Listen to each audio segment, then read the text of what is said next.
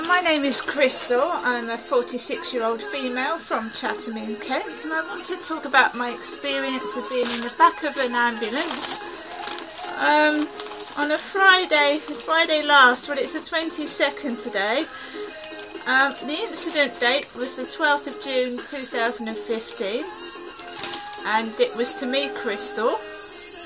I had a minor injury to the left side of my face. It happened about 6 o'clock in the evening. I called 999. I thought I was going to suffocate on the top of my communal stairs. It was an accident. And what happened was... Oh, excuse me. 3 ambulance crew came out. I'd made a 999 call to the police, and I was scared. I'd got locked out of my flat and I'd had an accident and injured my head.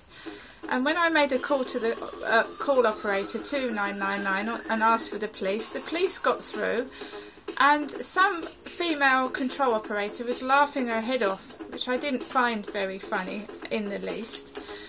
The police actually went into the car park and were going to drive off and leave me. I stood on the communal door, opened it, and called the police officers back.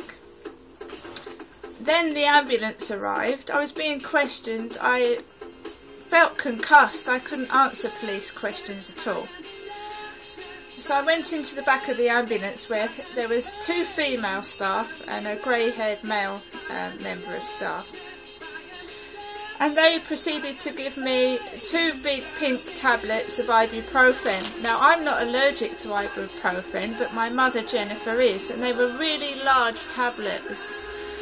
And I took a bit of their water out of a pot to drink with it.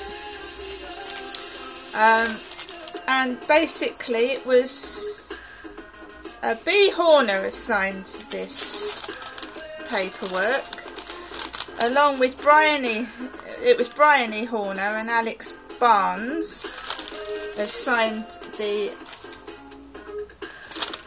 paperwork, and there was another lady as well, but I haven't got her name. And basically they took my blood pressure twice, pinpricked my blood from my finger, and they were going to drive me home to my parents, which is very unusual.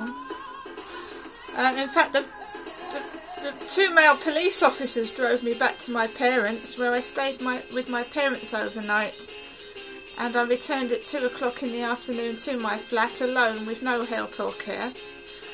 And the ambulance staff were very nice, but they didn't take the incident seriously. I wasn't examined on the head. And I walked back up to the flat, and the police got MHS Homes to come out because I'd got locked out of my flat. They were going to send me a bill for a locksmith, but they came out with a spare key, believe it or not. A spare fob and a spare key. So they got in without having to break the door down, which was lucky. But I've requested the door locks be changed, and I haven't heard anything back since, because if there's a spare key for MHS Homes to get into my property, who else could have one?